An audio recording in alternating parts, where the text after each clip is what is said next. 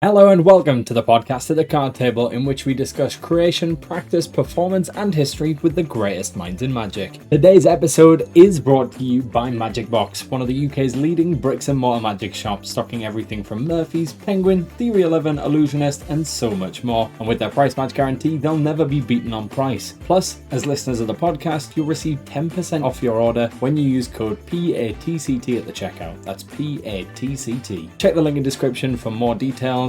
Without further ado, let's get on with the episode. Today's guest is a renowned stage magician and owner of the Magic Corner in Durham, the immersive and intimate magic experience that sells out months in advance.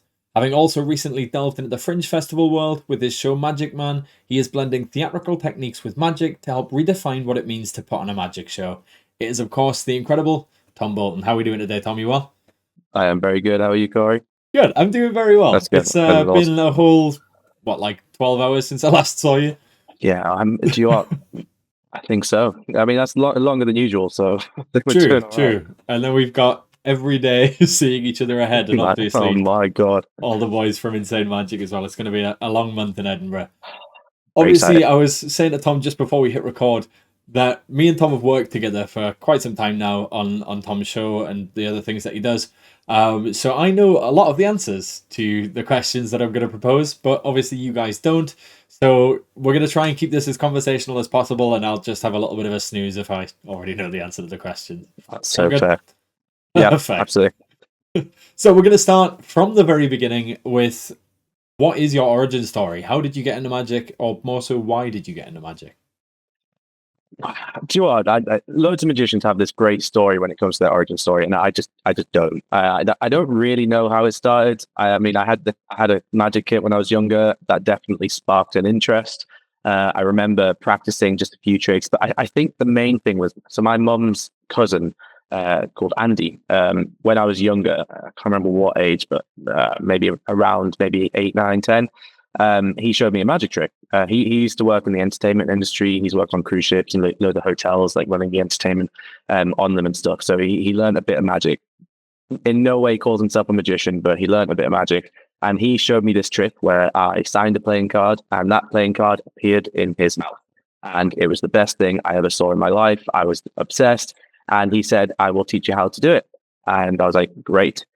So I said, when? And he was like, not yet. He basically just didn't teach me the trick, and I was really annoyed. But he taught me something else, and he said, "Once you learn that, I'll teach you how to do the card to mouth." Essentially, is what he called it. And yeah, he taught me a card force. That was one of the first things I ever learned with a deck of cards, and it was the split force. And I remember literally we were at a family event, and I went straight up to my hotel room. He gave me the cards, which was also awesome. Like, I had bicycle cards, so it was really very cool. He called them magician cards, so I was like, oh yeah, I'm holding on to some magician cards, not the usual top trumps that I've been practicing with before. And I was just literally in my hotel room just doing this slip force over and over and over again for I would say a few hours. And then I went back down to the family event later that night, and I showed him, and he was quite impressed because I showed him it, and I did it quite well.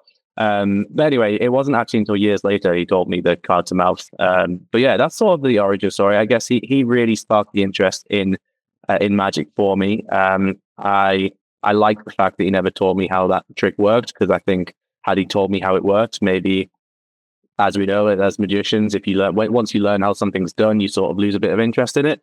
So maybe not knowing how that trick was done sort of kept the fuel of like wanting to learn more. And yeah, I think that's mainly it. That was definitely the interest. It was always a hobby throughout my life, up until MAGICBOX, I guess, which I'm sure we will get into. We certainly will. Probably. So at what point did you go from obviously being taught that trick to leading up to MAGICBOX? Obviously, you got into performing gigs and things like that. Where were you learning from, or how were you developing those skills before you moved into working part-time at MAGICBOX? Yeah, so basically, I have to. I mean, as much as it pains me to say, YouTube was my best friend back in the day. I learned so much off YouTube, and I always tell kids kids who are getting into magic to stay away from YouTube. But it's very hypocritical of me, because I used YouTube all the time when I was younger. But it was mainly because I didn't know magic shops existed. Like, I didn't know they existed at all. So I had my pack of cards, and I was just learning as many sort of self-working card tricks as I could. And yeah, throughout the just learning process, I learned quite a lot, and I started doing some gigs. They weren't anything special. It was just like family events and friends of friends. And my neighbors, I did a few of my neighbors. I think that's sort of where I got started in the whole gig world. But yeah, throughout whole school, I didn't really tell it. Everyone knew I liked magic. Everyone knew I sort of called myself a magician, but I never ever did magic at school. It was just I just never did it. I didn't want to. Maybe I was scared that people wouldn't think I was cool if I started whipping out the card tricks at lunch. But I just never did. Everyone knew. If someone asked, maybe I'd show them something, maybe on a school trip. But in general, I didn't really do magic at school. It wasn't until I left school, or sort of the end of school, when I started working at MAGICBOX, and that's kind of started from turning it into a hobby more into a career. Because I when I was younger, magic was always a hobby. I never ever dreamt that it was going to be a job. Like I didn't even know it was a thing. I didn't know magic as a career was an option, really. So, yeah, that typical get a real job comes exactly. in. Yeah, it comes in all the time. I mean, you get told that throughout school all the time. So maybe that's why I never got my cards out, because everyone was like, "Yeah, it's not a real job. It's not going to take you anywhere." Maybe we'll see. Prove them wrong. Wrong. I would like to think so. Yeah. I mean, if I didn't do magic, I'd probably be in the entertainment industry in general. I think I would have gone into maybe some like event planning or wedding planning or something. I do like the entertainment industry as a whole. It's something I've always wanted to be a part of. So I reckon that's where I would have ended up if I didn't do magic. But yeah, probably. I didn't know that. So that's there you go. Very intriguing. That's where I was headed. That's where I was headed. Obviously, as you mentioned there, you then moved into MAGICBOX. You actually took my job, which sounds really bad. I was moving away to university. Yeah. You took over as the sort of part-time Saturday guy, which is what I was. And then you gradually worked your way up and you were working full-time at MAGICBOX. So how did that process progress what you were doing? Obviously learning from the likes of Graham Shaw, Michael Murray, Chris Rubens, all the guys there. How did that help sort of push what you were doing into what you were then doing professionally? I think the main thing, the beauty of working at MAGICBOX was, it started as a Saturday job and then I moved into full time. So I started as a Saturday job at the end of school, and then when school finished, it moved into full time, and I was there I think like 3, 4, maybe 5 days a week. I can't remember. But yeah, it was like full time job. And I think it was working at MAGICBOX that I realized that was sort of the realization that magic could be a career. Not necessarily working in a magic shop, but when you work in a magic shop, there's magicians coming in constantly, in and out all day, and some of them are just hobbyists. They're just coming in to pick up like the latest trick. But you get to meet like a lot of industry workers, like people who are doing weddings nearly every single day. And I think that's when I realized that magic could be a career. From until working at MAGICBOX, I assumed every magician did it on the side. I didn't think at all that you could do magic full time as a career. Like it didn't even, I don't know why, like it shouldn't be like that, but that's just what I was thinking. But yeah, working at MAGICBOX, seeing these magicians, like working full-time magicians coming in and out, that was the realization that this could be a career. And I think working in MAGICBOX as well, and working in magic shops in general, you do learn a lot on the industry. You don't just learn tricks, you learn like what tricks work, why these tricks sell better than these tricks, and so on. So yeah, I think it definitely helped in that way. Let's delve into that a little more then. What do you think in terms of the industry? What did you notice about the tricks that were being sold, the tricks that were being sold well, and the tricks that you were then taking and using for yourself? Yeah, so in terms of tricks that sold well, I mean, one of the things we sold more of it. Well, what I remember demming more than anything else is just the kids' tricks. But yeah, I mean, in MAGICBOX, we have a whole wall dedicated to just self-working, easy to do tricks, and throughout the day, you do perform those a lot. I think and industry professionals who are walking in, they don't tend to buy new tricks. I always found. You probably agree. Like they just come in and stock up on their cards and stuff. I think that was a bit of a, because I always thought, oh, as a magician, you have to always be doing the new stuff, like get the stuff in. That's a new product, stick it in your repertoire straight away. no, yeah, these magicians, they were just coming in, they were buying decks of cards and maybe some double faces, and that was it. I was like, oh, that's crazy. What, Just like do you do? refills and Yeah, it's like, well, restocks of stuff that would what have do been. you do? What is in your repertoire then if you're not doing this weird thing that's on the wall that everyone else seems to be buying? Yeah, but yeah, I think I don't know. In terms of what sold the best, I think card stuff always. I don't ever remember selling many coin stuff. Coin stuff didn't seem to be that popular. I don't think it still is. I guess it's hard to bring out these coin Do stuff. you think that's because either it wasn't popular or you just didn't dem it particularly often? Because I know that was probably the case for me as well. That is definitely the case. I also didn't just want. I just didn't want to learn it really. I never It's liked. so hard. I don't. It's not hard. I also don't. I just don't really like coin stuff, to be honest. As a general, I think some stuff's great, but yeah, I'm a much prefer card magic. So maybe I did card magic more than anything else. There's a trick in MAGICBOX called the lost card trick that I don't think I've ever demmed and not sold because I just do it all the time. It's like, have you got anything new? No, but I've got this type of trick that's £10 and you'll love it. Oh, I've already bought it from you. Yeah, but let me show you again, please. You're actually in one of the expert at the card table documentaries performing that trick at Blackpool. That's right. With the oh, it's called the something count. Frustration count? No, frustration. Frustration count. Yeah. Frustration. Yeah, frustration count. Plus, that's not for us. I mean, I would go for staying. Too many names of counts. And too many names. Oh man, I don't even know where to start. It's just crazy. But yeah, obviously, yeah. At MAGICBOX, doing all of these tricks and seeing the new stuff come in constantly and having to learn these things to then demonstrate to people. What skills did you pick up over the years? Obviously, doing those things on a daily basis and learning to perform. Yeah, I think people skills more than anything else. I think when you start to get more into the magic world and start learning more things, you start to pick up sleights easier. Not like crazy sleights, but you sort of when a new trick came in, because of your previous knowledge of how other stuff works, you sort of learn it and pick it up quite quickly. But it's more the presentation that's hard. I mean, I don't know what the saying is, but it's like people say it's like 40% trick, 60% presentation, even less, like 20% trick. I think the presentation was always the hardest because just in general always is. So I think in terms of working at the shop and performing those things constantly, you don't just learn the trick, you start to learn and you start to build a pattern, build your own routine on said routines. I think that's what sorry, I forgot what the question was. It allows you to put in a lot of hours of repetition as well. That was that it. You normally wouldn't get to and you start to put your own spin on things quite quickly as well, because you're performing that one trick over and over and over again. By the 10th time you performed it, you've sort of got your own either twist or you've got your own pattern, you've got your own performance of that trick. So that's something that definitely, you pick up quickly when working in the magic shop. It falls naturally, doesn't it?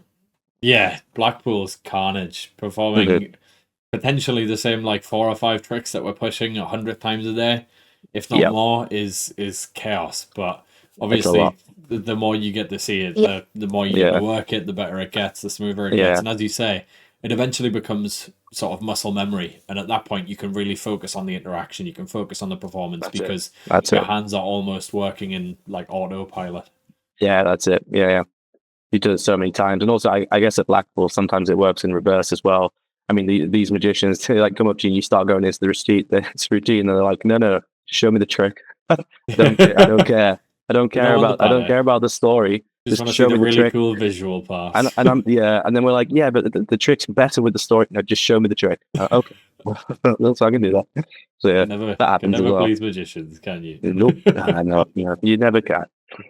Perfect. We're going to get into a little bit more of knowing or getting to know you. Obviously, I know quite a lot of the answers to these questions, as I've mentioned, but we're going to ask them anyway because a lot of people don't know who you are. You're definitely sort of up and coming in the industry, one of the young guns sort of forefronting the new era of magic. So the first question is, what is your favourite sleight? So I was thinking about this one a lot because I have never been one to learn any difficult sleights. I like to focus more on the presentation than the fanciness of the sleights. But thinking about it, and I was thinking about what I do sort of in the show. what's that one where you lift up two cards and no kidding, no kidding. No, I think it's called the cut deeper force. That's Yeah. it's not necessarily a slight, but it sort of is, because it's a force that they can do in their own hands that the audience can do. So there's a bit in the show that I used to do that I don't anymore, but I might actually throw it back in, where everyone picks in the Magic Corner show, where everyone picks a deck of cards and they all do a cut deeper force, and they take out their card and they sit on it, and then they refer back to it later, and they've all picked the same card, or sometimes they've picked different cards, but they're in an order, and that order is a sequence of numbers or something. And I just think that's great. Being able to force a card on someone without touching the deck, or not necessarily someone, but forcing a card on everyone is just mind-boggling, and it's great. So I would actually say the cut deeper course is up there. I mean, obviously, I love a double lift. I don't know if anyone says double lift. I don't want to say double lift. I don't think anyone said double lift. It's always been like really knacky, knuckle busting slight. I love a double lift. There's so much you can do with a double lift, and it's also just it's great. I have nothing bad to say about it. There's so much beauty and simplicity. Like even the most simple things, like a cross-cut force, cut deeper force, like the most simple things. Another one, tend to be the best because they're guaranteed. It's going to work every time. You can't really mess them up. Yeah. And for the most part, the spectator does the work for you, which is even better because it's completely exactly. Off. Well, that's it. And also, it just gives you more time to focus on the performance rather than your hands. As you say, when you've done it so many times, it sort of becomes muscle memory. So doing a double lift, like you even sometimes fool yourself, like, oh, I did a double lift there. You know what I mean? Like you just do it naturally, and that just means you can focus more on how it's coming across rather than what it looks like, which is good as well. But I would say the cut deeper force is my favorite thing to do with cards, especially from an audience perspective. I would say.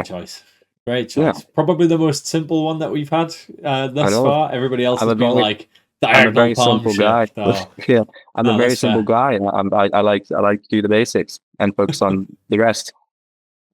What would you say is your favorite plot in Magic? Whether this be something that you do Magic Corner, it could be something that you just enjoy generally or enjoy watching, or maybe something that you do on stage. I have a few actually. I love a confabulation, but not in terms of like as a sole routine, but as a throughout routine, as a throughout the whole show. This big reveal has just everything in the show has led to this big reveal at the end. I just love that concept in Magic. I think Darren does it beautifully. It's actually like Enigma, the end of Enigma. That is just the perfect ending of a Magic show. I've watched it millions of times. Sometimes I'll just skip to the end just to watch it again because I love it. Great, that sort of thing. And the song is so catchy with McFly. Yeah, I know. It's so great. I still remember the symbols and the letters and the order that it's in as well, just from watching it so many times. So yeah, that sort of thing is what I love. And in terms of other plots, I love magic that's not in a magic show. So like theatrical magic. I think that counts as a plot, I would say. Basically, magic that isn't in a magic show. So a magic trick that is not shown as a magic trick, it's just there as part of a show. That sort of I love as well, I'd say. Can you give any examples of anything that sort of springs to mind on that? I mean, so I'm as you know, and as a lot of people know, I love theatre. Anything about theatre, I love it. Love going to see the newest shows in the West End, whatever. For example, I mean, Harry Potter, we went to see it together, but it's incredible.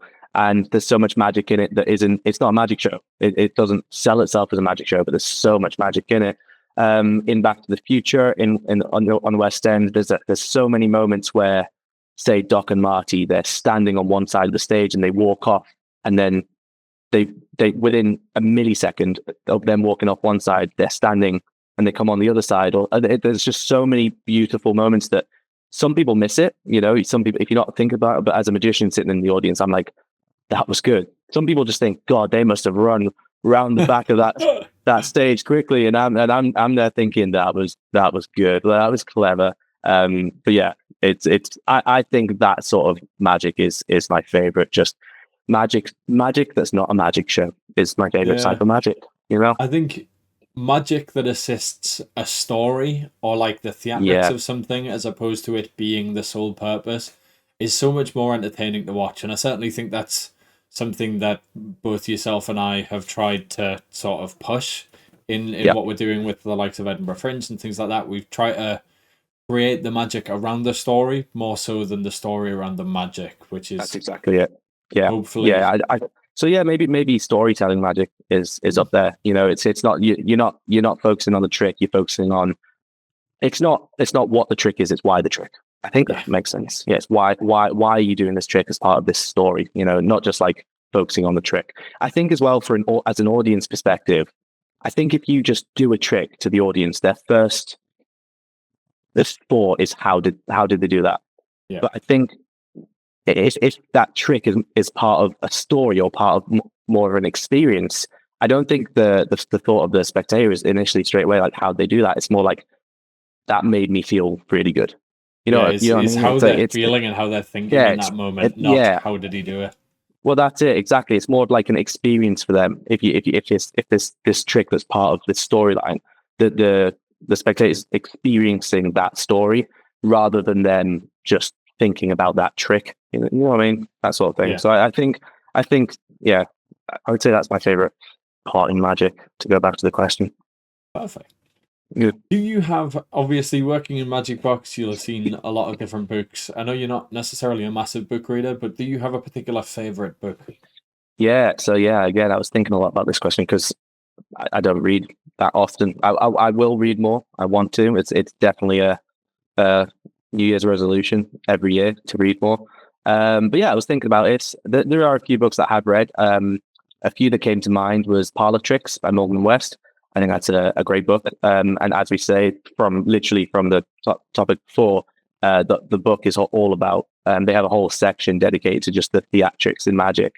So not just the trick, where can you throw in sound, where can you throw in lighting, where can you add a set and that sort of thing. And that's something I'm obsessed with, as I know you are as well, is just creating that set, creating that story. And so Parlor Tricks definitely up there. I think that's a great book. And they delve deep into the theatrics of magic and each routine, which is really good. A few other books I was thinking of was Maximum Entertainment. I've got 2.0. That's the one I've read.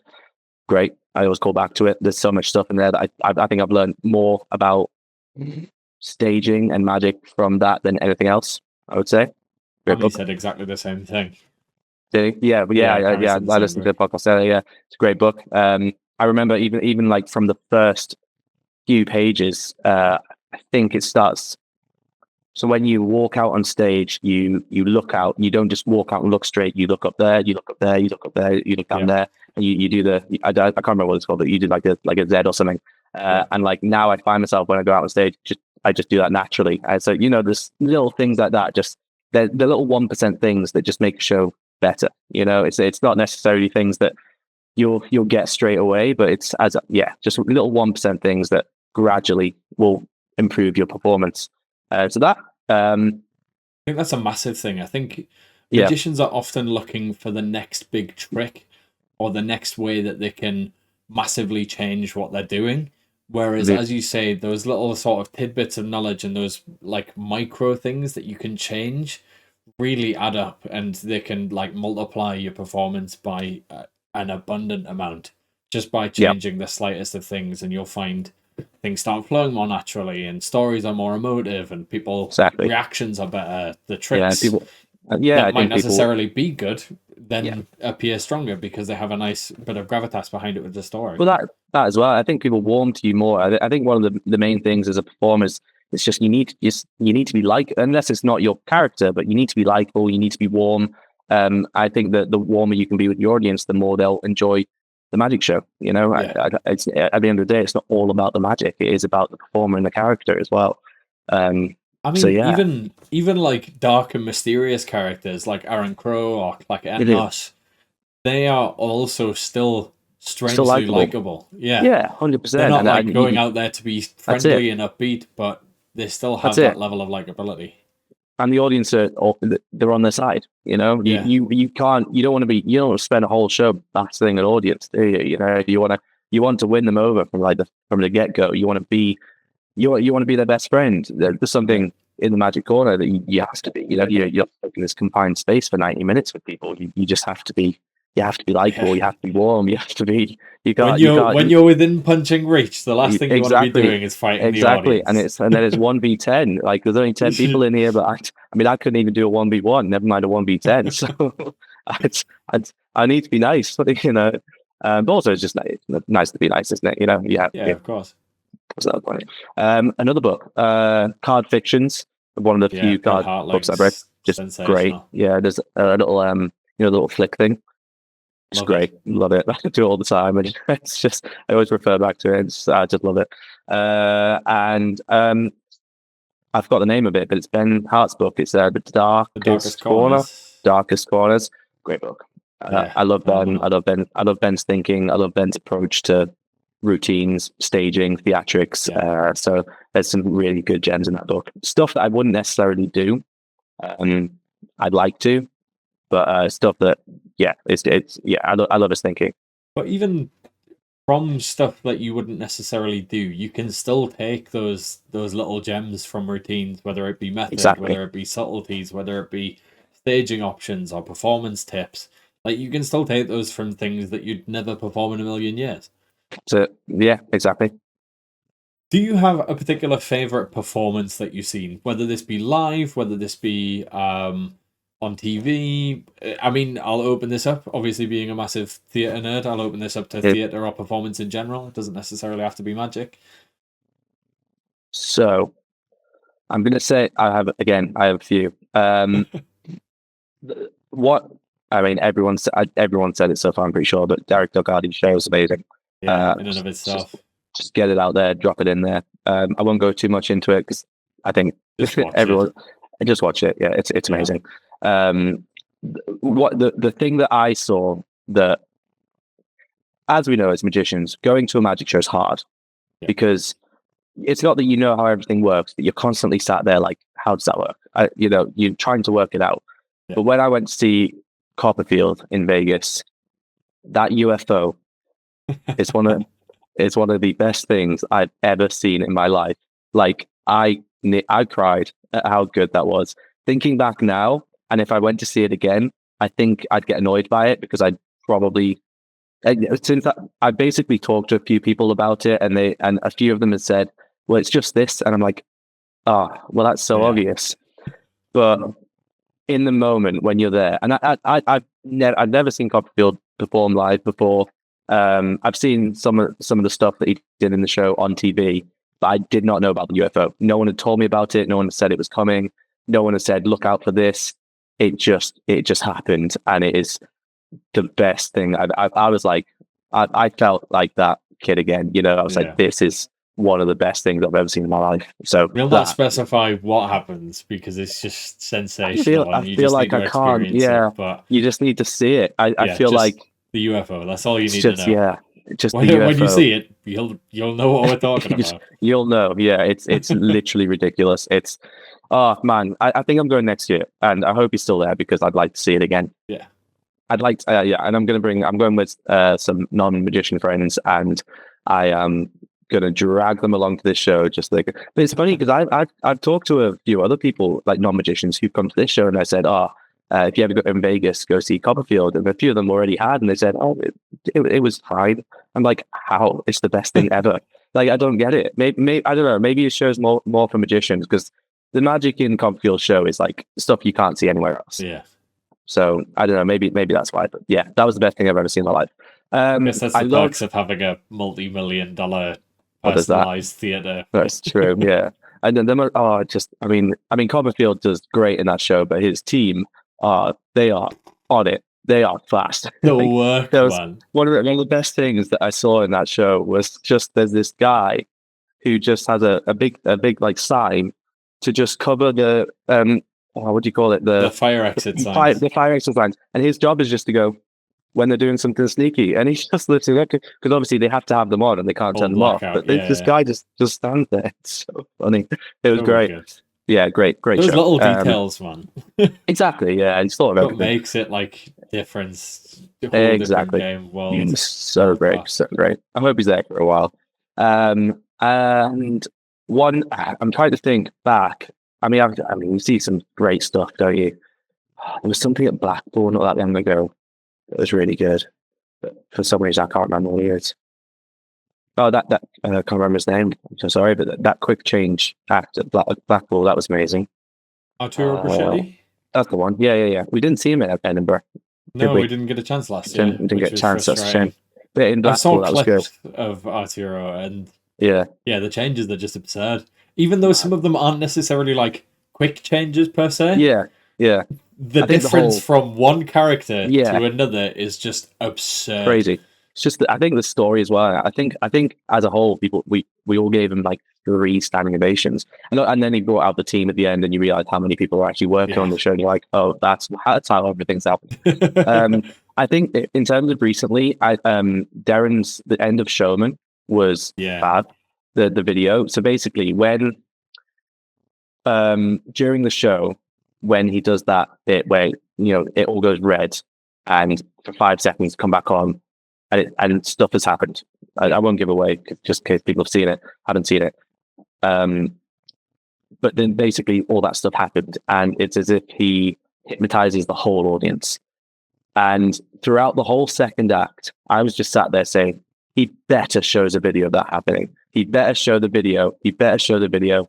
And at the very end of the show, literally as people are almost leaving, he brings up a video of what happened in those 5 seconds that the audience were hypnotized. And I was like, you've fooled me. I have absolutely no idea how that works. Such a big fuck you moment, isn't it? It really is. Like, I didn't have a clue. Like, if he hadn't shown the video, I think I would have been like, oh, well, that's what's happened. Yeah. But he showed the video, and I was like, okay, I have no idea. I have no idea. That is the thing that recently just pulled absolute shit out of me. I did not have a clue. But yeah, so that was great. Yeah, I was going to say something else on that, but I don't remember what it was. Oh, so yeah, I recently found out how it works, and yeah, I was quite sad. But sometimes even knowing how it works, is still method risky. Behind that is genius. I think the best thing about seeing that show as well was listening to the audience around me, because at the end, I don't know if it was right. So he does the 5 seconds bleep or bloop, whatever you want to call it, and then the lights come back on or they go off red, and stuff's happened. And at the end, when he was showing the video, there were people around me going, I don't remember that. Do you remember that? And obviously, as the magician, we know what's happened no one saw that. now. Yeah, no one saw that. But there were some people going, yeah, I saw it. Did you not see him just walk across the thing and put it in the box? And I was like, you didn't. You didn't. I remember seeing this on the TV special. Yeah. People at the end were like, yeah, I remember seeing that. And it's like, well... Yeah, well, this is the thing. And I saw it on the TV. I was like, people were saying that. Like, some people walking out, like, it was usually like partners, and they were talking to each other, and one of them had seen it, and one of them was like, well, I must have been hypnotized then. I'm just like, that is crazy. Like, how people are actually, like, think they're being hypnotized back. It's perfect. Yeah. It's honestly, it's a perfect routine. I thought it was great. Yeah. So, yeah, again, it's I would say that one. Spectators fooling themselves and creating narratives that never happened is one of the strongest sort of enigmas in magic. Like, you come away from doing a card routine and you overhear somebody saying something in the background. They're like, yeah, and then he made a motorbike appear. And it's like, well, that didn't happen. But that sounded great. That's it, exactly. And that's it. And to be fair, that happens so much in magic, even with close-up. You know, when you do Omni deck and you make a deck of cards disappear in someone's hands, like, they go home and they tell their friends that, oh, he made a deck of cards disappear in my hands. So then those friends are thinking, a pack of cards gone, nothing left. Whereas that's not the trick, but it just gets, people, they make you sound way better than you are. It's great. Yeah, the psychology behind magic's so interesting. Yeah, it really is. We're going to take this a little bit of a detour into the slightly more negative side of magic, the drama. And I'm going to ask, what is your magic industry gripe? Obviously, having worked in a magic shop, this might be something like things that are overperformed, or tricks that you don't think are necessarily good, or it could just be something that you don't think belongs in the magic community as a whole. Yeah, so I didn't think about this one too much, because I kind of wanted it to come out in a moment. Yeah. No, but you're ready to stop recording. Yeah. Let's just leave this whole 30 minutes. Kidding. No. I think I hate fake advertising. Yeah. It's just something that annoys me. I think if you, I don't know what I mean by fake advertising, whether it's fake quotes on a poster or exaggerated things. I think, or like saying you've done all these things when you haven't. You know, I think it sort of undermines when people actually have done that stuff and worked really hard to get to that point and to say like to sell out a show, you know, and you've worked really hard, spent quite a lot of money to sell out that show, and then you see other magicians who, not just magicians, I mean, it happens in every industry, but other magicians who have said they've sold out this run and they haven't, and you're just sat there like, I know you haven't, but to a normal person, to a spectator who was looking at both of our posters, they think we're exactly the same. You know what I mean? So I would say that I think that really does bug me sometimes. And like, not to big up the Magic Corner, but it's doing quite well, and it's took a while to get there. It up. I mean, the Magic Corner sells out months and months in advance. Yeah, and it did. I mean, it didn't happen overnight. You know, like it's just. Of course. I mean, I've been doing it for 5 years now, and I would say it's picked up about 2, maybe 3 years ago. Sort of after COVID, actually. After COVID, COVID sort of helped it sort of go on the rise because people were sort of desperate things to do. But yeah, it didn't come overnight, and I've spent so much money on this place. I've put a lot of effort and a lot of time, and well, I mean, it's a full-time job now. Yeah. And it's, as you say, it sells out, which is great. But it didn't happen overnight. So when I see like all these things of people doing things that don't exist, kind of, it's like, wow, it's annoying. So that is definitely a gripe. I think, what else? I'm sure there's loads, but there's definitely things I can't tell. Many in industry, great. There's many in industry. I think, what else? I think egos. I hate egos. Like I really dislike an ego. I don't know if it's something that maybe happens naturally. I don't know. But yeah, I hate egos in magic and any industry. Just don't have it. Just be nice. There's no need for it. Like you gain nothing from being egotistical. Yeah, you don't. And I don't mean in terms of not having time for people. Because some people, I mean, people are busy. That's so fair. But yeah, just like, but never. I don't like it when people don't have the time because I'm too big. Everyone has some time, but fair enough. You don't want to share that time because time's valuable. But yeah, I don't have the time for someone small because I'm up here. I hate that.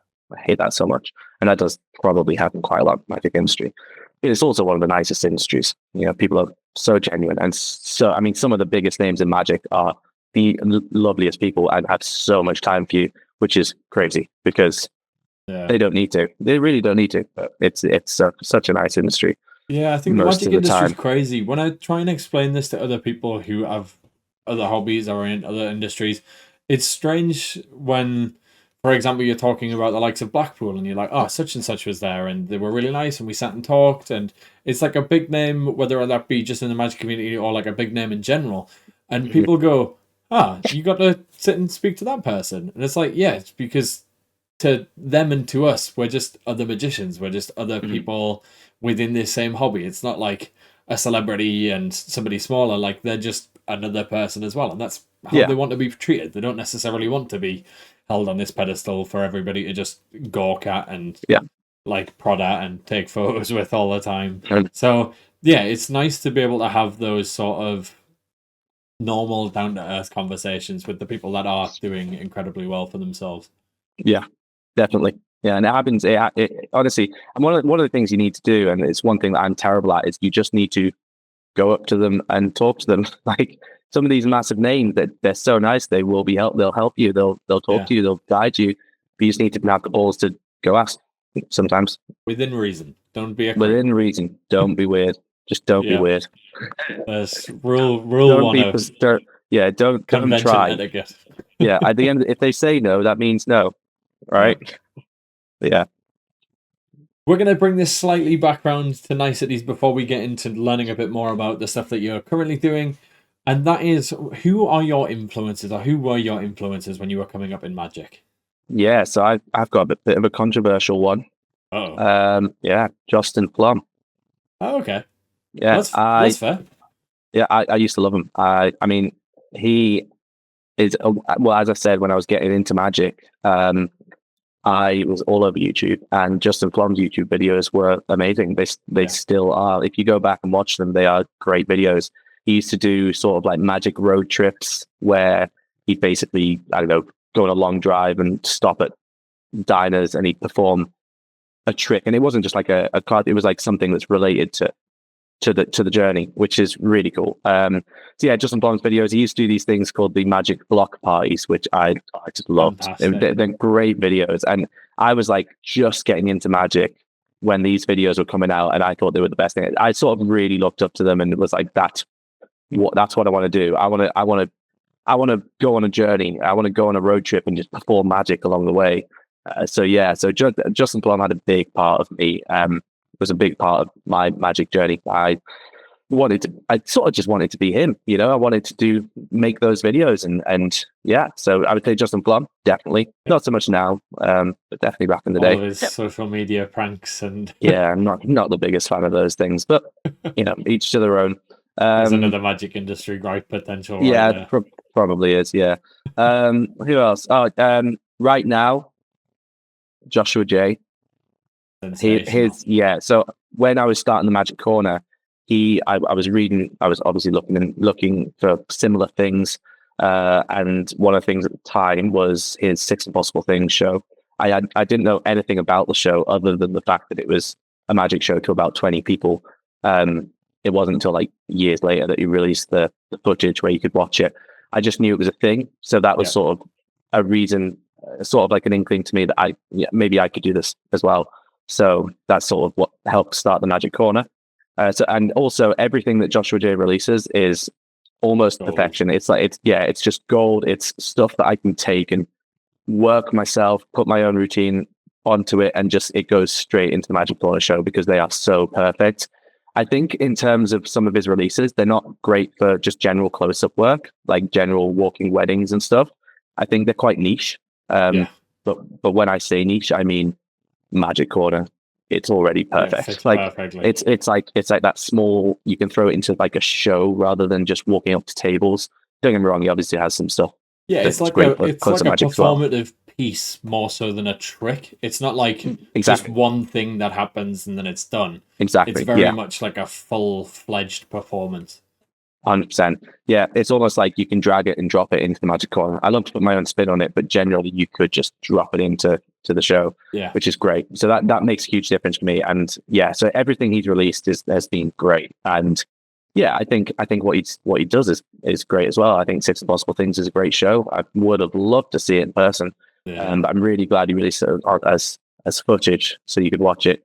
So yeah, I would say Joshua J. Who else? I don't know. I think in terms of influences, I don't necessarily always look at magicians as well. I think there's a lot of theatre people that I look up to. Well, you and me both had the pleasure of talking to Jamie Harrison not that long ago.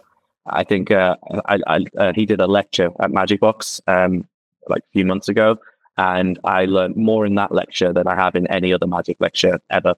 I'm not the biggest fan of magic lectures. I sort of sometimes just switch off.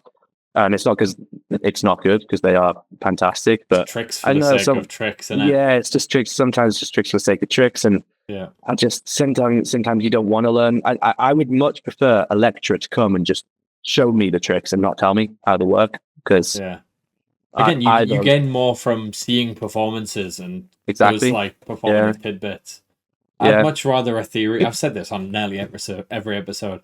I'd much prefer like a theory and psychology lecture than a trick lecture. Yeah, that's it. Yeah, exactly. And also sometimes when they explain how something, like say they show you a trick for 2 minutes, they'll then explain that trick for 30 minutes. And it's like, honestly, in the first 2 minutes of the explanation, I know how it works. I don't need to know the rest. So sometimes I just naturally just sort of switch. It's really bad, but sometimes just switch off. But yeah, in Jamie's lecture, he was showing us sort of like how he got into the sort of the theatre side of magic, how he develops the like tricks for the theatre. And again, it goes back to that magic that's not in a magic show. It's like taking, I mean, one of my biggest inspirations as well for putting magic together is films. if I watch a film and see something that's sort of magical, I'm like, oh, how could you make a trick out of that? You know, and I think that as a concept is great. I think it's better for the audience as well, because I think if an audience can resonate with the trick, so say for example, in the Magic Corner show, there's a whole Back to the Future routine. If I did that routine without any mention of Back to the Future, it'd be like, oh, it was a back in time trick. But if you relate the trick to Back to the Future, the film, which is a film that nearly everyone's seen and loves, then I think they'll remember the trick more and they can resonate with it more. And and also, I mean, back in time, like time travel magic tricks are complicated. If you can resonate it with a film that they all know, then, you know, it takes all that complication out and they understand the trick more as well. So I think in terms of, I've gone off the question, but Jamie Harrison, definitely. He's very, very inspirational. Nice people in magic. He's one of the nicest guys I've ever met. For all of the incredible things that he's done, like Harry Potter, Stranger Things, like he's done so much, and still, he's just a lovely lad from the Northeast, which is nice to see. From the Northeast, so nice, yeah. But yeah, I would say, yeah. In terms, I think I look for inspiration more outside of the magic world than I do inside the magic world, I would say. Yeah. And I think that's the best way to do it. Yeah. And even recently, like I've not that recent, but not that long ago, added lighting into the show. So I found myself putting more of my time, instead of learning new tricks, into learning lighting and how to make sound better. And it makes such a difference to a show. Like adding lighting to a show is just, it takes a show from here to here. And I wouldn't even say that's a 1% jump. That's like a 10 to 20% jump of improving a show. So yeah, so I find it, I look a lot more into things outside of magic at the moment rather than inside of magic. But I still love magic. Still love it. Absolutely. I mean, it was mentioned by, I believe, Jeremy Griffiths. He says looking at magic as a lens as opposed to a canvas. Obviously, you find magic in other things as opposed to finding other things in magic. It opens the scope up so much. And as you say, with the likes of Back to the Future, it adds that level of nostalgia and it adds that relatability, and people can really resonate with it, and it creates a whole new feeling rather than it just being a, wow, that was a cool trick. It takes them back to being a kid, and it takes them back to watching the film with their parents or whatever. Like, it just adds a whole new level of like relatability and emotion. Yeah.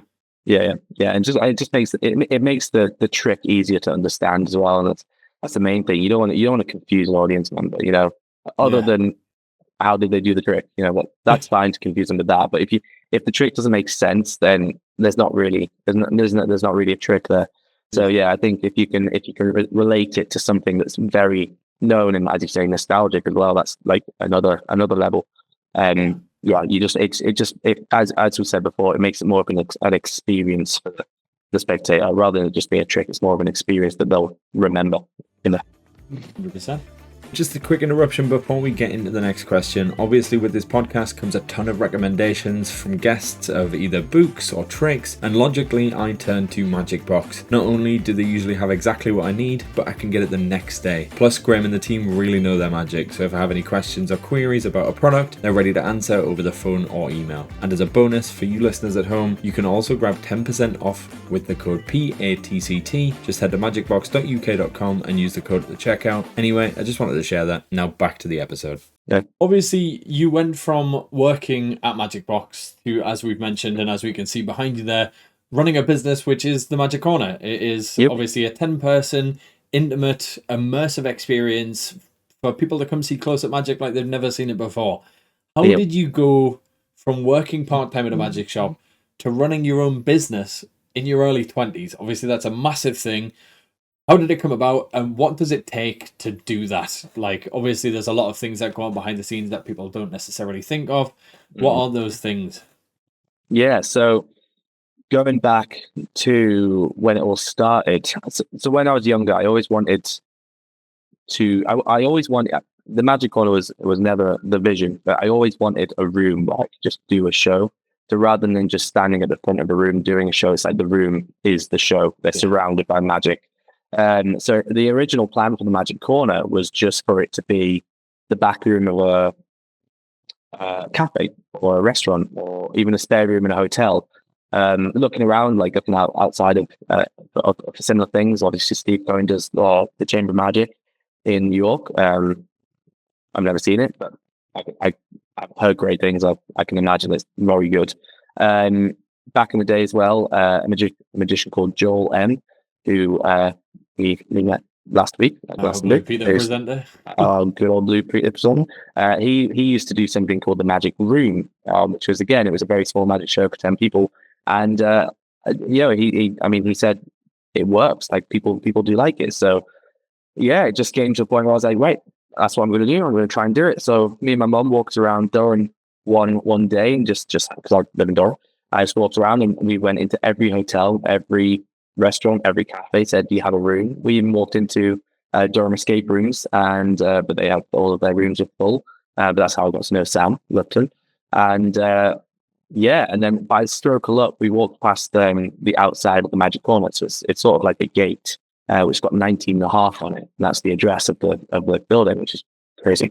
That's a whole little. I was going to say, you've got a fun fact that you say in the Magic Corner, which is very, very interesting. So I'm going to get you to recall it here.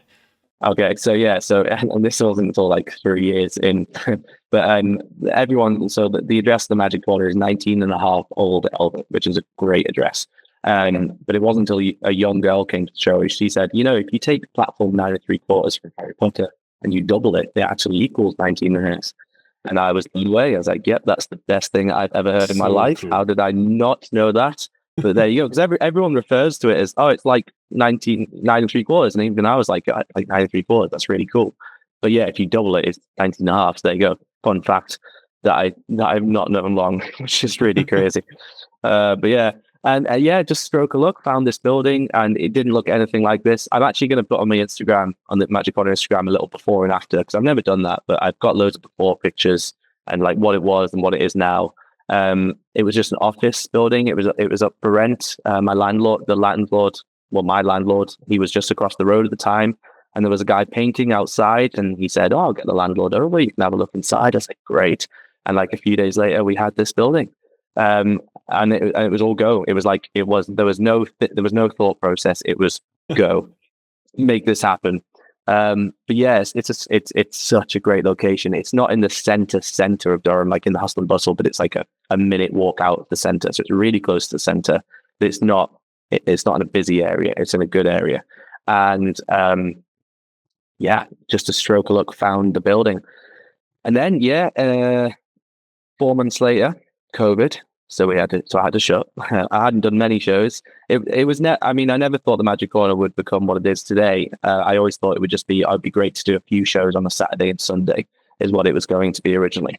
So I was doing a few shows on a Saturday and a few shows on Sundays in the lead up to COVID, but then had to close for a couple of years. Was fortunate enough to get some grants from the government to sort of pay the rent and keep it running. So I didn't lose it, which is great.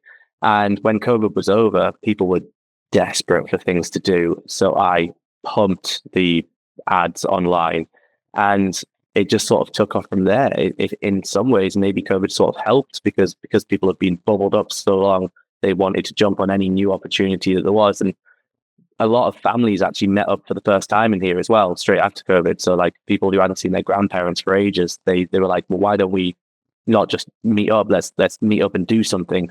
And they all sort of took a gamble on the Magic Corner, and then since then it's mainly just been word of mouth. With it being only 10 people per show, it sells out quite nicely in advance. So so it is mainly word of mouth, and people. So many people come back. Generally, when they're in the show, they come up to me at the interval and they say to me, "I'm already thinking of who I can bring here." And I'm like, "Oh, there's still another second half." I'm like, "Yeah, but I've already got people that I'm going to bring," which is great. So it's been received very well in the city of Durham. It's becoming a little gem of Durham, which is really nice. I think that's one of the great things about the Magic Corner. Once you've experienced it, you can still go back and experience it again. With a lot of other sort of theatrical pieces or with other magic shows, they're there for like a week or a day and then they're gone. And you can never see it again, or you have to wait till the following year when it's touring again. Whereas this, you can keep coming back to. And obviously, as I know, you change the show up quite a lot. Obviously, a lot of staple routines tend to stay in there, but with things like Halloween, Christmas, you put on entirely new shows to keep it fresh. How do you try and change things up to keep it fresh, as I mentioned? Yeah, so generally, there's a show that runs throughout the year, which is just the general Magic Corner show. Then the ones that I do, there's the Halloween show and there's the Christmas show. The general show stays the same mostly. I always say, when people say, "Oh, if I was to come back like in a month's time, will it be different?" I say probably not in a month, because it's only 10 people per show. There's still so many people who haven't seen the show. So I don't want to change it too much, but I will always tweak it. So I'll always throw in like one big new routine every couple months, just more for me, just to keep it different for me. Because otherwise I found myself going into like robot mode of like start, end, and like I'll get to the end of the show and I haven't remembered a single thing that's happened. I've just gone into autopilot, and it still happens now. It's honestly great. I'll finish the show and be like, I do not remember doing that show, because I've done it so many times. It's sort of just autopilot. And you want to stop that as soon as possible, because otherwise you start to, your jokes don't start to land because you just rush them and things like that. So I do throw in new stuff for me, but also for people coming back. I always say to people, if you were to come back and see the same show, don't worry, because you'll find yourself watching the people that you bring. Because if you know what's about to happen, you'll watch their reaction, and I'd say honestly it will feel like a completely different show for that reason. And that's one of the I always say to the people that that's one of the reasons magicians love what we do, is because we get to see those faces all the time of the sheer amazement in faces. And I say to them that if you say, because a lot of it is a bar, as you can see, so a lot of people come and not realize that the kids can come to the show as well. A lot of people come to the show as with a group of adults, and they say, "Can kids come?" And I'm like, "Yeah, of course. Like literally any ages, it's completely fine. The show works for anyone." And people don't know that, so then they'll come and bring their kids, and they'll just sit there, even if they've seen the show before. They'll just watch the kids' faces, because kids love it. They love the show. Like honestly, it's hard. I don't think I've ever found someone who hasn't enjoyed the show yet, purely because it works for anyone. I once had a show where it was a family of 10, and there was a 4-year-old in the show, and there was a 94-year-old in the show, the same show. And the lady came up to me, I think the mom came up to me, and she said, "Honestly, I can't believe I brought a 4-year-old and a 94-year-old, and they've both enjoyed it as much as everyone else." I was like, "Well, a great review. If you wouldn't mind putting that on Google, that'd be great." And they did. It's on Google. You can see that review. So it's great. But yeah, so yeah, it's it's sort of just great. It works for everyone. It's very nice. I can't remember what the question was for. You definitely answered the question. It was more so how the business side of things came about, and what have you found over the past few years that you've learned you wouldn't necessarily have known about a business and running your own thing? Because obviously doing weddings and things like that is entirely different to owning your own venue and stocking your own drinks and cashing up and all of the logistical side of things that you wouldn't even think about doing weddings and other events. Honestly, I find that the hardest part, actually. The magic and the show itself is probably the easiest part of running this business. For me, the hardest part is social media. I am terrible at it. I'm so bad at it. Keeping on top of social media is really hard. I used to take a picture of every group that came and upload it onto social media. I do not anymore, because I just got terrible at it, and it would be like 4 months later and I hadn't uploaded that picture, and I'm just like, right, this is just not working. So I don't do that anymore. The social media I find really hard. The admin in general, the emails, you get so many emails of just people asking when tickets are coming out, for refunds, for change of dates, and just keeping on top of those. Like if you miss a few days of emails, they just stack up so quickly, and it is just me who does it. So that's one thing that I'm slowly getting better at, but just the admin and emails is so tough. The drinks, stacking the drinks, it's just loads of little things that I sort of have a system in place now. I get my drinks delivered, which is so much better than going to macro and just carrying all these things out. I get it all delivered now, and I sort of stock up. With it being only 10 people per show, you don't have to get too much in advance. You don't have to get too many drinks. So generally, I can stack up for like a month at a time, which is quite good. So that's great. Yeah. In terms of the show itself, that's probably the easiest part. Not easy in any way, but just I think in terms of writing new magic, I find that enjoyable. That's the fun part. So maybe that's why I consider it the easiest part, because I actually still enjoy doing that. Whereas when it comes to the admin and the emails, I hate it. I hate that. I hate that part. So I don't enjoy it. So I find myself putting it off. I think the other thing is as well, and anyone who owns a business or runs a business will have this. I remember talking to Graham Shaw actually, who owns MAGICBOX, and we had this conversation not that long ago of just when you run a business, you never turn off. You are constantly on. Whether it's you're going to bed at night, you're like, oh my God, I need to refund that person tomorrow. I have to refund that person tomorrow, or I need to reply to that email, or oh, I haven't stacked the drinks. You're just constantly thinking about it, and especially with the show, constantly thinking about the show. What can be improved? What lighting can be changed slightly? You never turn off. Yeah, but that's part of the fun, of course. Yeah, of course. Always keeps you busy. Yep. What would you say you've learned the most? Obviously, some days you're doing 4 90-minute shows, which is a lot, and that's what 40 people over the 90-minute shows. What would you say you've learned about modern day audiences that's sort of changed, like what they enjoy seeing, what they don't enjoy? Is there anything that you've noticed as like a trend, or is it different for every group? Yeah, I think the main thing is you don't know. That's the main thing. You have no idea. Like anyone can walk through that door. Yeah. I have no idea who these people are. Honestly, throughout the day, I could have a kids party with 10 kids and say, well, one adult and say 9 kids, and that is like one show. And then you'd have to do that same show where the next group is a hen do of like 10 women who are loud and already drunk, and they've turned up drunk. I think the hardest thing to deal with is when people when they do turn up already drunk. It doesn't happen that often, but it does happen, and you just sort of have to deal with that. As we mentioned before, it is just me in a room full of 10 people. You just have to adapt to anything. You have to go along with anything. So something that's sometimes quite hard is the show is 10 people at a time. That doesn't necessarily mean it's 10 people who all know each other. So you do have, say, a group of 4, a group of 2, and another group of 4. And and sometimes that can get not awkward. I mean, well, sometimes you get groups who come in and they instantly chat and they become friends. Sometimes you get groups who don't really chat and they just sort of sat there ready for the show. And again, that's like 2 completely different scenarios that you as the magician have to deal with. Whether this group have become friends, or whether this group haven't spoken a single word to them, and I need to make them friends. That sort of thing. That's one of the coolest things about the Magic Corner. Certainly in the times that I've been, obviously coming along to sort of look at routines and give you notes and help in that sense.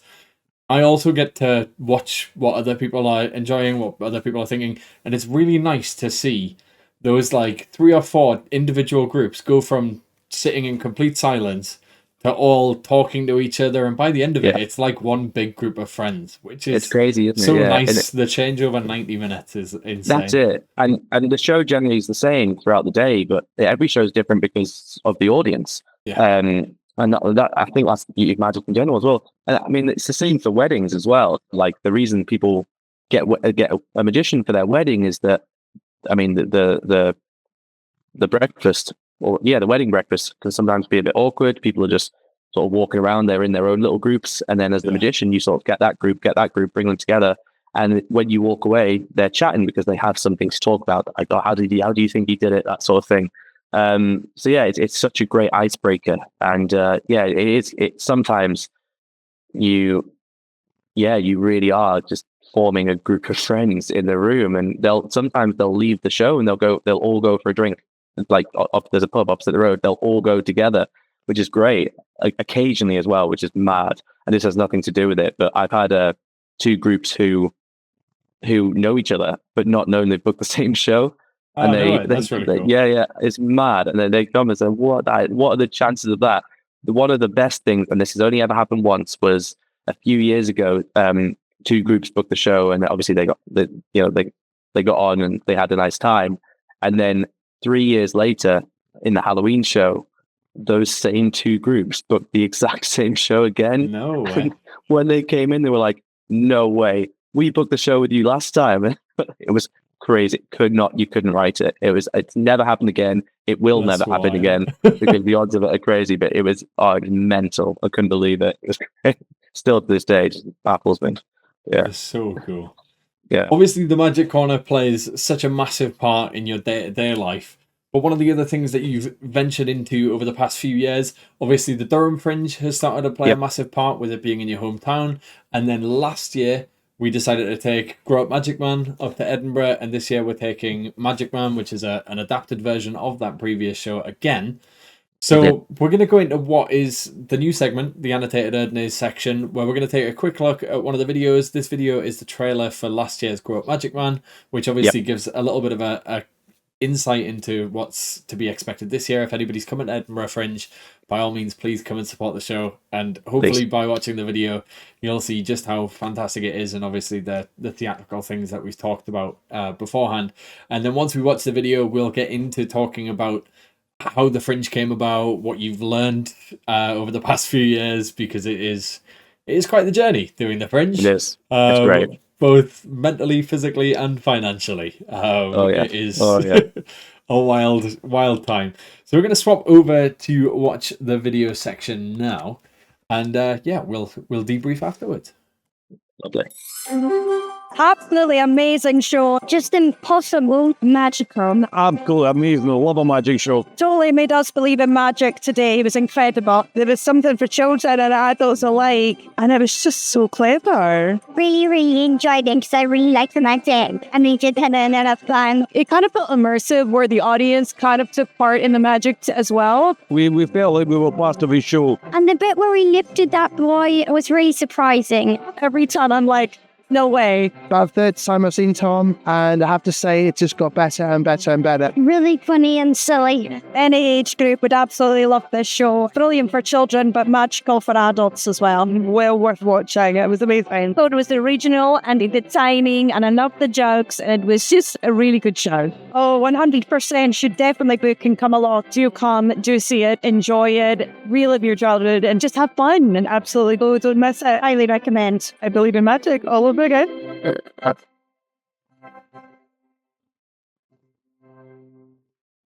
It just puts such a big smile on my face watching that video. I actually haven't watched that in a while. To think back to the crazy times that were the first Edinburgh Fringe, and to look back on it, it makes me feel warm inside. It's nice. Brings a tear to my eye, literally. Yeah, I haven't watched that video in a while, so actually watching that was like, it brought back a lot of memories, and it's actually got me really excited for the next few weeks.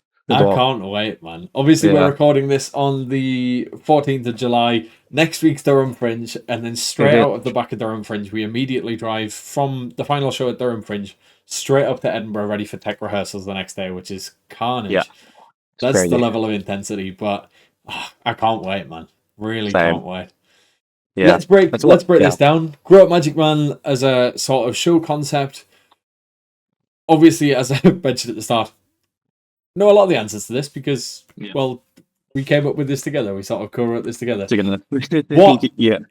What was the idea? Where did it come from? And how did the concept become... Obviously, a lot of magic shows nowadays, or certainly more so a few years ago, were just a magician performing some tricks in front of a pull-up banner with a box at the side of the stage. How did you/we come about trying to make it more theatrical and trying to make it more of a show than just standing in front of a banner?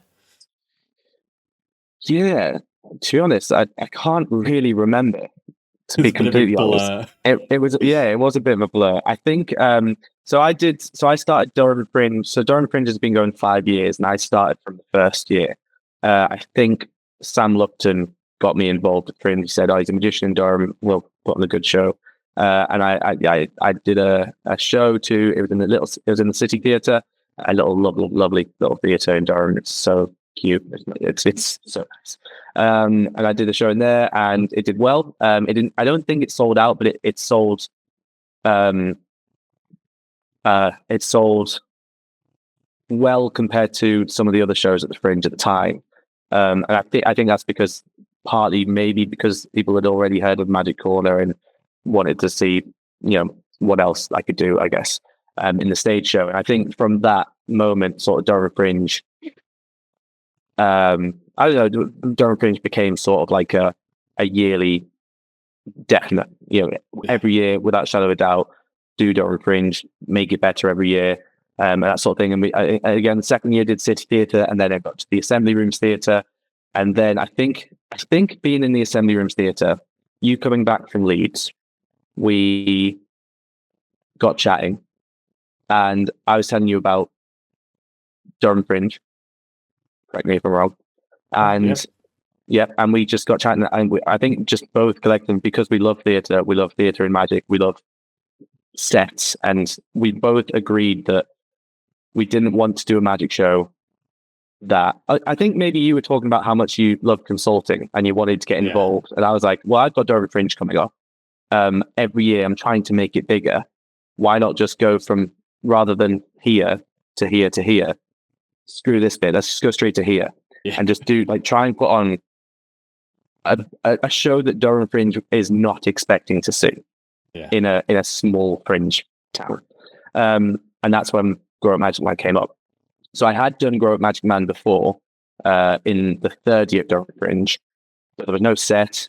I had a desk, and that was it. And then I think, talking to you, we both agreed that let's go all out. Let's just build a set. Let's build a bedroom. Let's make the show make sense.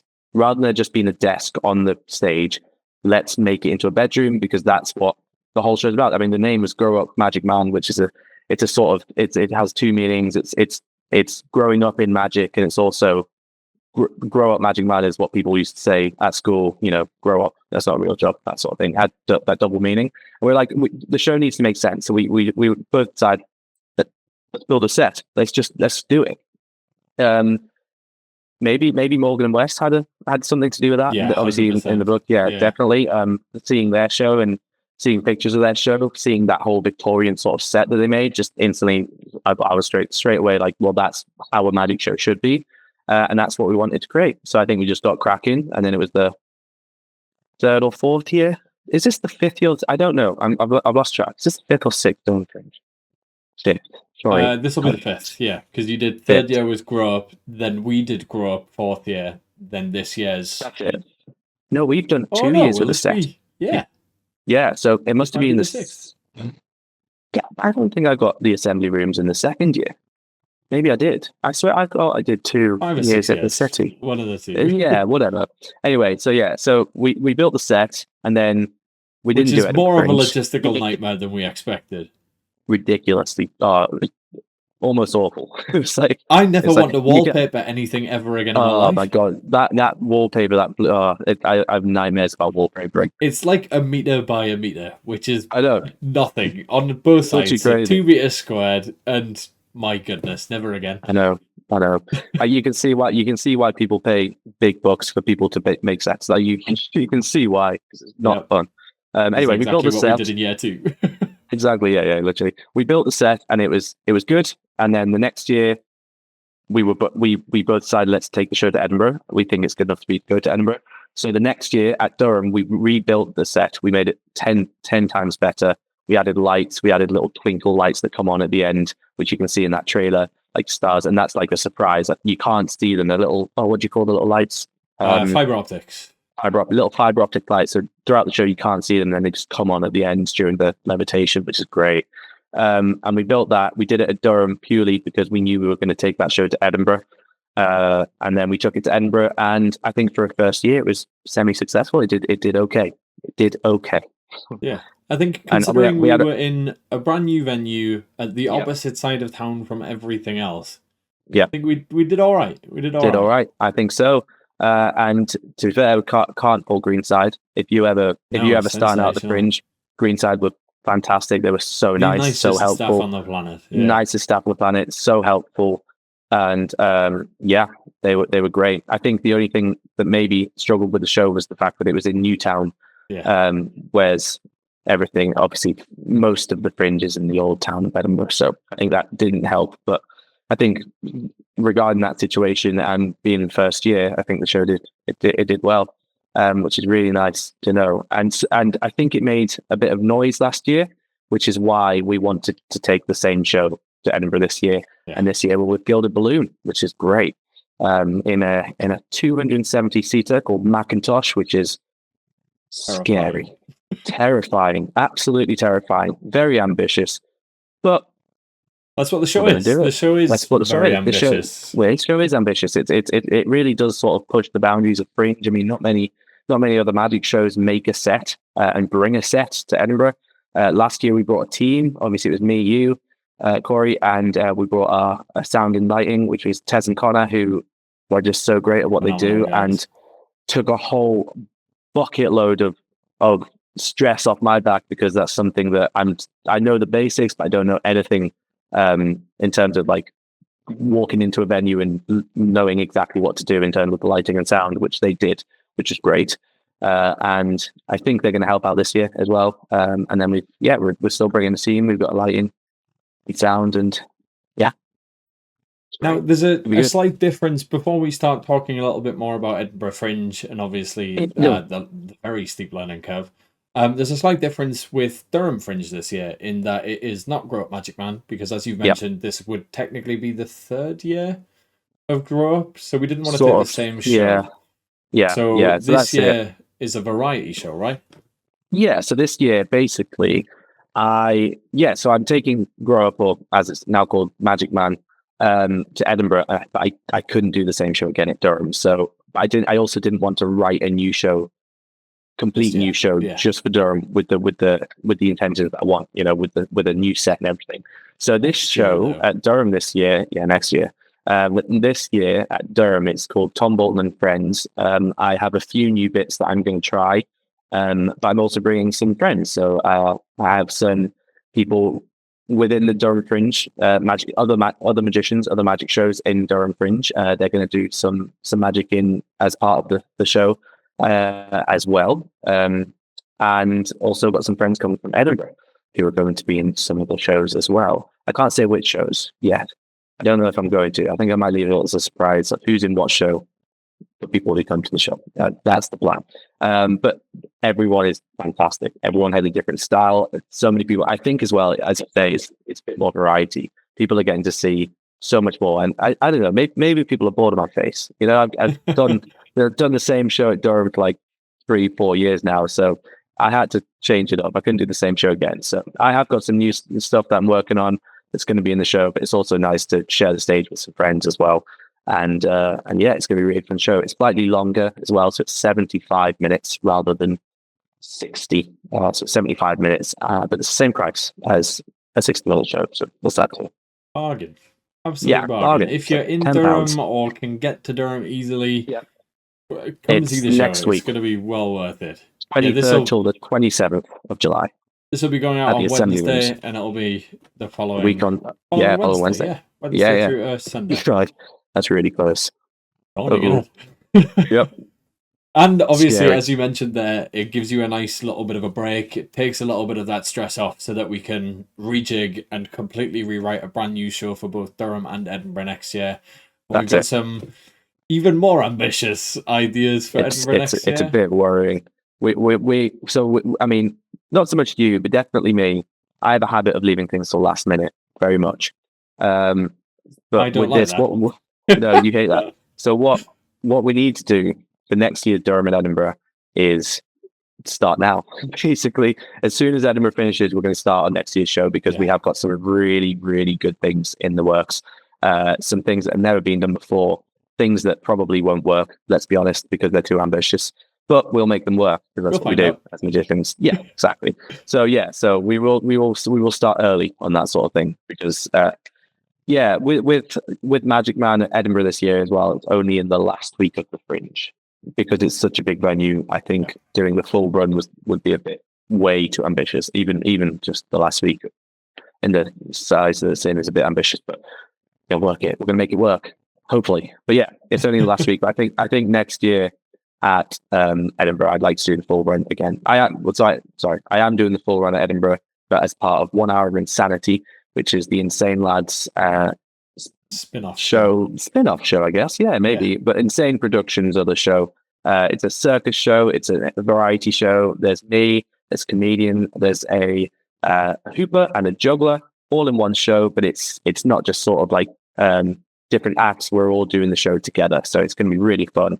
I'm doing a little spot on that, and then throughout the whole of the month, and then and then Magic Man in just the last week as well.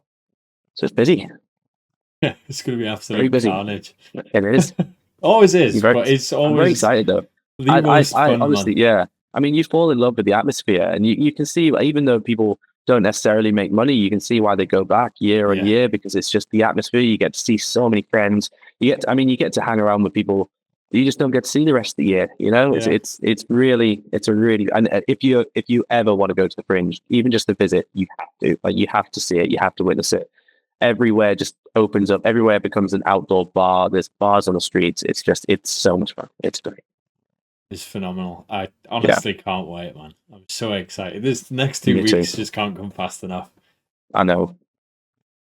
As we mentioned there, obviously Edinburgh Fringe is a steep learning curve. Last year, you took the show up there for the very first time.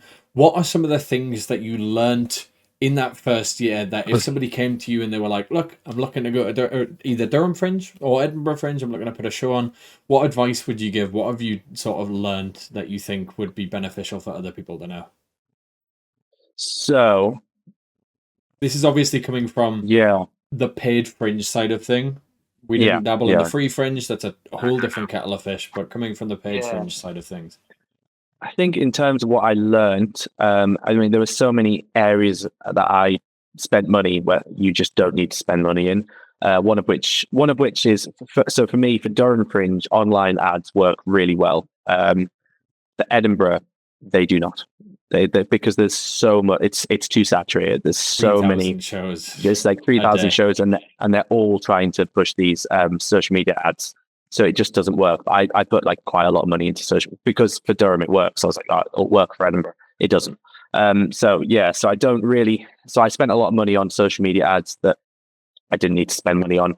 The best form of ads, in my opinion, is flyers. I think if you can get some flyers, if you spend the money on, even if you don't do it yourself, if you pay a few people to flyer for you, the same amount that you'd spend on social media ads per day, it's way better, way better. And be honest with yourself. You might say you're going to flyer, like we did. Yeah, that's You're that not too. Gonna do it. You're not going to fly. I mean, at the end of the day, the Fringe is so tiring. Not only because obviously the show is quite tiring, but obviously you don't go to bed early either. You're usually up until quite late now. Yeah, we were so sensible. Bed before midnight, up for like yoga in the morning. So sensible. No, you are tired, and you will fly for a bit, but you won't want to stay long. So yeah, it is a good idea to find, and if you can find a gem of a flyer, like someone who's really good at it, someone who's really confident, you're winning. That's what you need to find. So yeah, flyers are great, in my opinion. I think they were really good. What else did we learn at last year's Fringe? Taking a team's huge. If you can afford to take a team, I think if you can afford, 100%, especially depending on the show. Obviously, if you're a comedian or even a stand-up magician, and you do just sort of you're a small comedy in the magic, you'll be fine.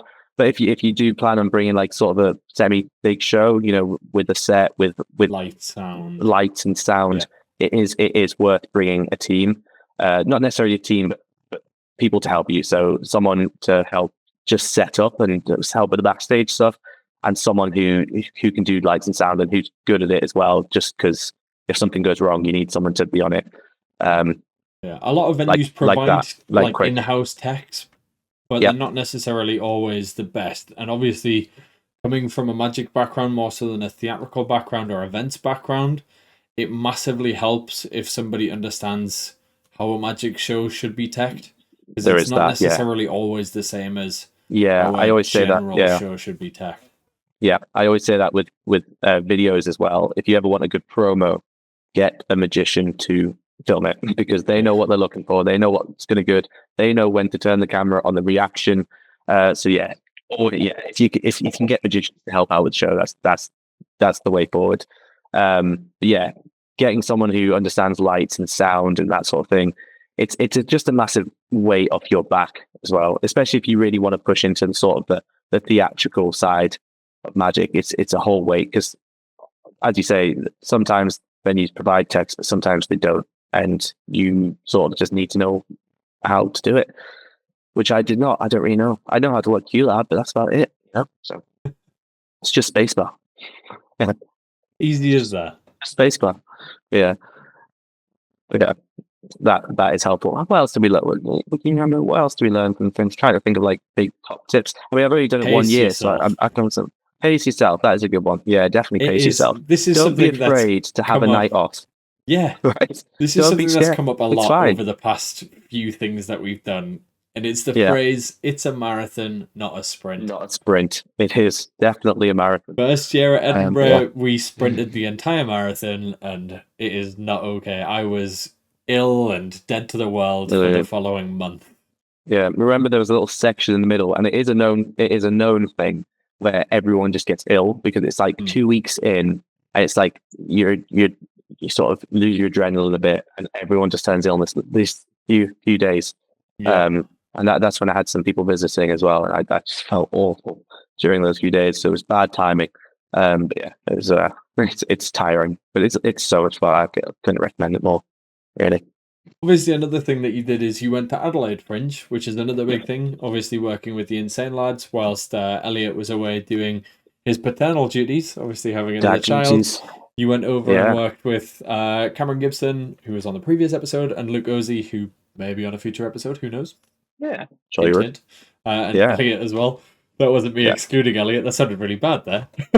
yeah. But obviously you went across to Adelaide, and that was a whole different experience in itself as well. It was, yeah. I mean, so I've never been to Australia before. I mean, the reason for it is, so when last year's 1 hour of Insane Magic, Elliot's partner was pregnant and due anytime, so he had some dad duties. Basically, he had to go home occasionally, so I filled in for Elliot during the show in Edinburgh. Only a few, I think it was like 3, maybe 4 shows, and it was a lot of fun. I think the show went well, which is always good to know, especially when you go in sort of last minute, and you just have to make it work, and we did basically, which with little practice. It was a little pressure, but yeah, so it worked, and I think obviously as Elliot had his dad duties, the lads wanted to, after the success of Edinburgh, take the show to Adelaide Fringe, which is the second biggest fringe in the world,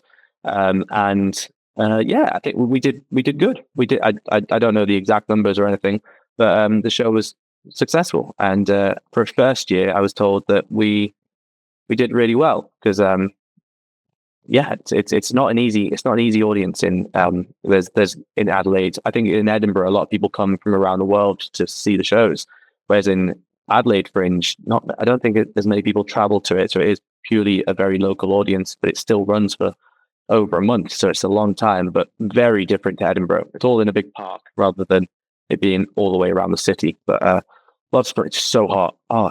It was so hot.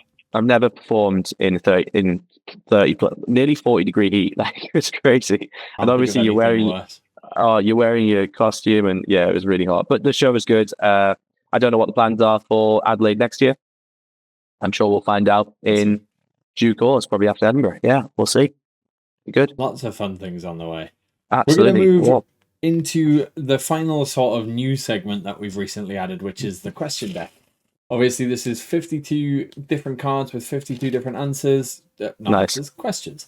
These questions range from prolific life questions to magic related to stuff to completely random things. Obviously, the questions that we've asked so far I sent to you in advance and you knew it was coming.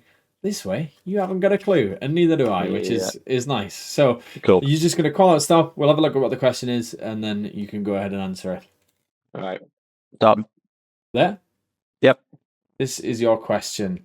So, how do you build trust with an audience quickly? This is probably a great thing when it comes to the likes of the Magic Corner. You've got 10 people sat in a room. Yeah. You need to get them on side instantly. Otherwise, it's going to be a really awkward 90 minutes. So, how are you building trust with an audience quickly? So, the good thing about the Magic Corner is, so I'm in the bar here. Look. There. So I couldn't get that right. That was really confusing. So I'm in the bar. So I serve the drinks before the show starts. So I'm actually getting to know them. And often people don't even sometimes they don't even realize I am the magician. And when I start the show, they're like, "Oh, you're the magician." I'm like, "Yeah." And so I'm sort of building rapport with them from the second they walk in. And as we said before, it's you'd have to be a nice person. You don't want to, you can't be horrible in that situation. So you just be nice. You serve them drinks, you ask them questions, and then it's quite an obvious start to the show. The lights go out and the spotlight goes on the bar, and I'm standing there ready to perform. There's a little announcement video as well. So fortunately for this show, I'm already building a rapport with the audience before the show even starts.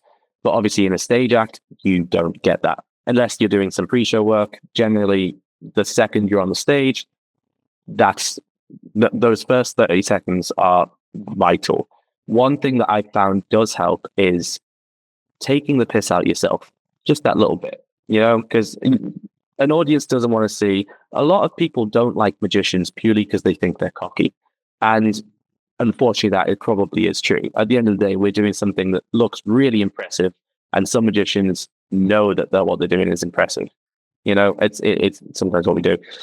But if you just take the piss, whether it's just a little tiny joke that just takes the piss out yourself, so the audience are like, "Oh, okay, it's this guy doesn't think he's God." Yeah, this guy doesn't think he's God's gift. That sort of thing.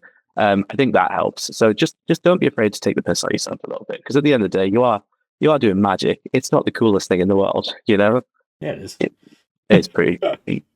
It's pretty damn cool, to be fair. Yeah, but yeah, I think that's one of the best ways to be likable amongst the crowd from the get go. Is just don't be afraid to take the piss out of yourself a little bit. I think so. Yeah. Perfect. There you go. To wrap this up, I've got two more quick questions. One of which we've already divulged on quite a lot is, what are your plans for the future? Yeah, so coming up, Durham Fringe next week. Then Edinburgh Fringe for the month with 2 shows. Then Halloween shows start at the Magic Corner, as well as a potential bigger Halloween. I mean, this is the first. I've never said this online. A potential big Halloween show that you and me are working on. The Magic Corner Halloween show sells out quite far in advance because it's such a short, limited time. It's basically like end of September till start of November. It's basically just a month and a bit. And it's a different show. So people who come throughout the year, they really want to go to this new show. So for that reason, we are going to do a bigger show. We're not sure 100% where it is yet, but it's going to be fun. Really fun. Very and it's going to be very ambitious. Yeah, very ambitious. Very scary. Yeah, very scary. And on Halloween. On actual Halloween as well.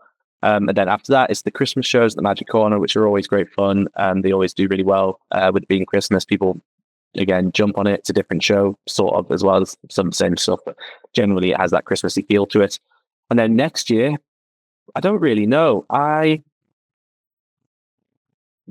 should mention as well that when something we introduced whilst I was in Adelaide was a friend of mine called James Pyatt. He does his own show in the Magic Corner, completely separate to the Magic Corner, not the Magic Corner show at all. It's James's own show using the Magic Corner as a venue. And that was purely just to keep the doors open for the month, because I felt bad not having the doors open for a month. So he's going to be doing the same in August, whilst we're in Edinburgh. And yeah, next year, I'm not really sure what the plan is next year. I'd like to take some more time off to do new things. I think the sort of goal is to do Magic Corner for a few months, then take maybe a month off to do other things, whether it be Adelaide, whether it be definitely Edinburgh, or whether it be maybe some cruise ships or something. I don't know. I just like to sort of delve more into the other sides of magic that I haven't done yet. I'd love to do cruise ships, definitely on my bucket list. yeah, so I think that's the plan for next year. Just sort of try and branch out a little bit more. Maybe open another magic corner. Who knows? That would be fun. That's always been in the pipeline, but it's a lot harder than I thought it would be. Opening another one. Yeah, I mean, this one was hard enough. So, yeah, but it works. It sort of shows that it works. Yeah. So I don't know. Yeah, I like to play stuff by ear. There's nothing. The only definites I know is probably Edinburgh every year. Yeah, I'd love to do Edinburgh every year, and Durham Fringe. They're the only definites for me. Otherwise, winging it. Otherwise, winging it, playing it by ear. I don't do as many. Yeah, exactly. I don't do many other gigs at the moment. My main focus is mainly on the Magic Corner. I don't tend to do many weddings or other events. I do like corporate events every so often, but generally it's just Magic Corner or Fringe at the moment. Yeah, there's two other. There's something in October and something in November, but I don't know if they've been announced. I don't know if we can. Yeah, so yeah, I'm doing a show with the Insane Lads in October. Yeah, in Berkhamsted, which is where Luke lives. There's also South Tyneside Magic Festival that same weekend, which we may be doing something at on the Friday. I'm not sure yet. And there's the other thing in October, which is, it has been announced, you're right, with Aaron Crow. So Aaron Crow is coming, and he's doing his show as part of our Newcastle Magic Circle dinner. Am I allowed to say that? Yeah, that's also announced. He's going to the Magic Circle dinner, and he's also going to be doing a show in Hexham. And I'm doing the first half of the show, and Aaron's going to do the second half of the show.